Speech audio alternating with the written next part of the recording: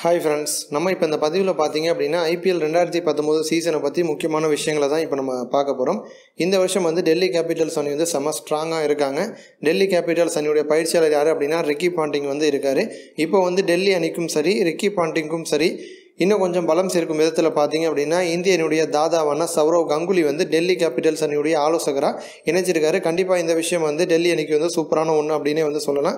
அடுத்தது பார்த்தீங்க அப்படின்னா ஹர்திக் பாண்டியா வந்து காயம் காரணமாக ஐபிஎல் போட்டியில் வந்து விளையாடுவாரா மாட்டாரா அப்படிங்கிற ஒரு குழப்பம் வந்து நீடிச்சுக்கிட்டு இருந்துச்சு.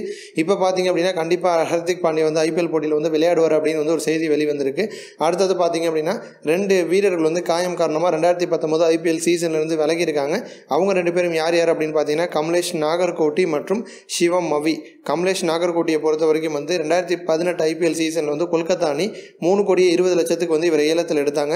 2018 சீசன்லேயே அவர் வந்து விளையாடலை, காயம் காரணமாக வெளியில் போயிட்டார். இப்போ வந்து இந்த சீசனில் விளையாடுவார் அப்படின்னு எதிர்பார்த்த சமயத்தில் திரும்பவும் வந்து காயம் ஏற்பட்ட காரணத்தினால 2019 ஐபிஎல் சீசனில் இருந்தும் கமலேஷ் நாகர்கோட்டி வந்து வெளியில் போயிருக்காரு. இன்னொருத்தர் பார்த்தீங்க அப்படின்னா சிவம் மவி. இவர் வந்து 2018 சீசனில் வந்து கொல்கத்தா அணிக்காக வந்து விளையாண்டுருக்காரு. இந்த சீசன் வந்து முக்கியமான ஒரு பந்து வீச்சாளராக இருப்பார் அப்படின்னு ரசிகர்கள் எதிர்பார்த்த சமயத்தில் இவரும் வந்து காயம் காரணமாக வெளியில் போயிருக்காரு.